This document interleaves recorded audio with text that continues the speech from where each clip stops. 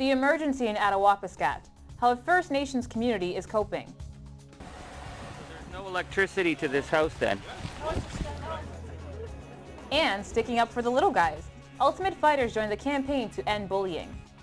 Me, fighting and bullying are two very, very different things. All that and more on a special edition of Humber News.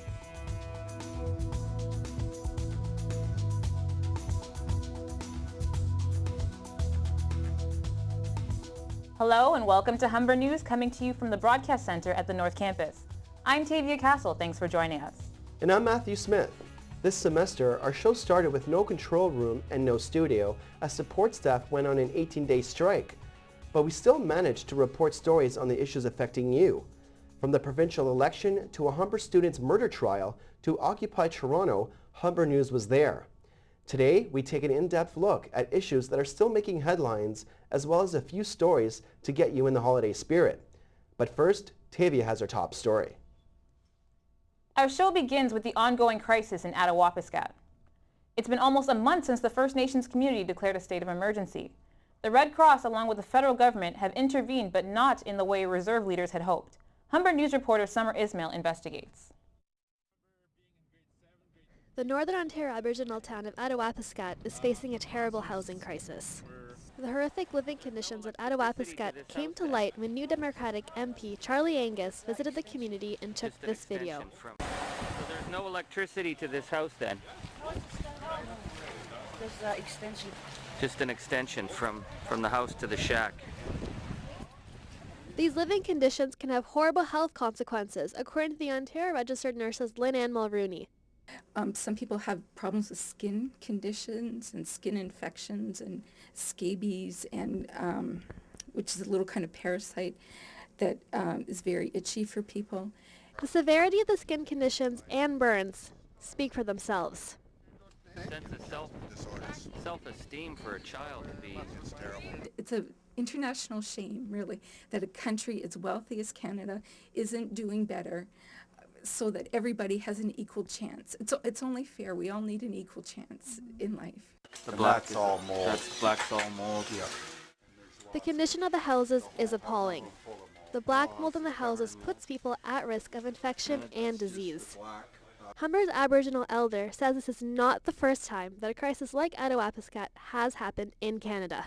I think that it has been happening for a number of years in this country, and unfortunately it takes the smaller communities like Attawapiskat to get people to pay attention that these third world conditions are here alive and well in Ontario and in Canada. And no water? No, of course no water. No washroom. Director at the Canadian Red Cross, Tanya Elliott, spoke about what supplies are being sent to the community. We've sent up sleeping bags and some heaters, and we've also assessed other needs that will include generators, some things to help insulate homes, rugs, and other things to help people stay warm during the winter months. It's unknown how long the problem in Attawapiskat will continue, but it is clear from the people we spoke to that they are unhappy with the way the government is handling the situation. And until something is done, the people of Attawapiskat will continue to suffer. Samar Ismail, Humber News. Communities across the province are going to new lengths to end bullying. Following a string of teen suicides, the provincial government introduced anti-bullying legislation in November. But an unexpected group is trying to ensure safe environments for young people. Mixed martial artists took off their gloves to address bullying at a UFC Community Works event at the Rogers Centre. Sarah Cresswell was there. Hundreds of kids from across Ontario came to the Rogers Centre to listen to what Ultimate Fighters had to say about bullying. UFC Lightweight Sam Stout was the first fighter to take the stage. To me, fighting and bullying are two very, very different things. You know, I fight for the UFC. I train every day for it. I'm a professional. The guys I'm fighting are willing participants. Sergeant Kevin Hooper represented the Toronto Police, who with the support of the city are making bullying a main priority on their agenda. The bullying is actually starting in junior kindergarten. these 6-year-olds and 4.5 and 5-year-olds may not know by definition what they're doing, but what they're actually engaged in is bullying, and they're setting a very bad example for other kids because other kids are following them. After talking to the crowd, the UFC fighters invited the students to come down and meet them personally. Your tickets, so keep doing what you're doing to make sure you get your 1, 2, 3. The police and even the mayor are saying the best way to end bullying is to let someone know when it's going on. The City of Toronto and the Toronto Police Service will not tolerate bullying, and we encourage students to come forward and report all incidents of bullying. UFC analyst Joe Ferraro says he was a victim of bullying growing up and was happy to see the tough guys saying it's not okay to harass anyone. I'm glad I took martial arts because martial arts was my avenue to be safe. It taught me a lot of humility. It taught me to be humble. It taught me to respect my elders, respect authority. And I think it was important for these kids today they're at-risk youth.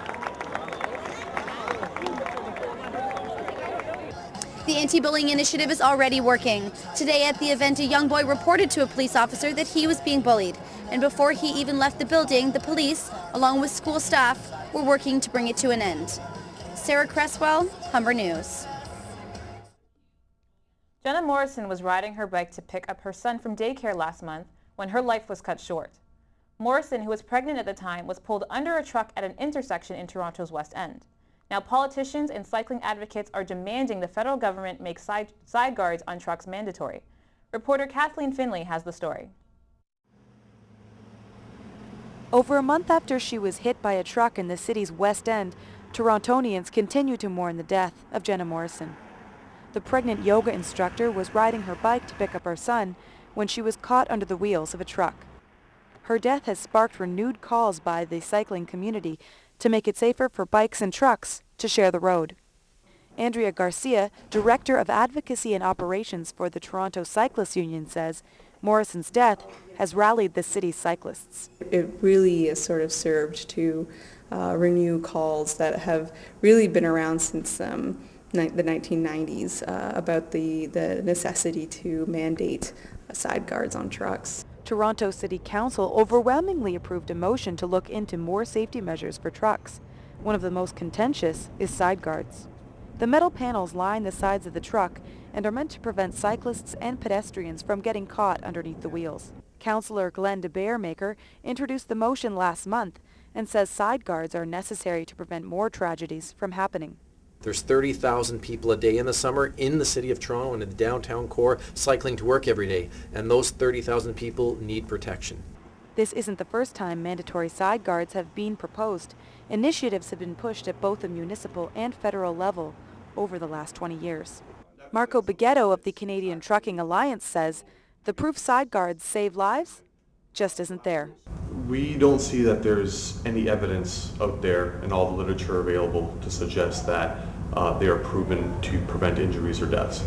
All available research either comes out inconclusive or actually says that they will not prevent any injuries or death. The Toronto Cyclists Union says the trucking industry isn't doing their homework. That's the one study they keep referencing. There's about 10 others that are conclusively say truck side guards saved lives. Proponents of the side guards say resistance from the trucking industry isn't surprising. But Rob Jackson, a 25-year trucking veteran, says this change could be a good thing. As far as I'm concerned, if it's going to save somebody from going underneath our vehicle in the accident, it's worth it. Although Toronto City Council moved a step closer to putting side guards on Toronto's trucks, the victory for cyclists might be hollow at best. With the federal government and the trucking industry largely on the same side, it might be some time before Canadians can expect to see mandatory truck side guards nationwide. For Humber News, I'm Kathleen Finlay. People across the GTA may be looking forward to some spiked eggnog or a champagne toast to ring in the new year. But they should also be thinking about how they'll get home. The risk of drinking and driving becomes a dangerous reality over the holiday season. Reporter Nicole Bogart took a look at the ride program and what the Toronto Police do in order to combat drunk driving. Hi, we're running ride tonight. Any alcohol to drink? Okay, have a good night. Toronto Police have been lining the streets every night since the end of November with ride spot checks.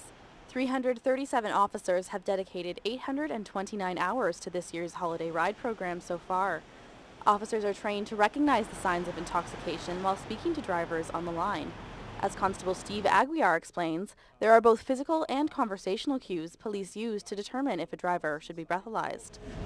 Bloodshot eyes, glossy eyes, sometimes a glazed look on people's faces, as well as just an overall tired look on their face, droopy eyes, all that kind of stuff.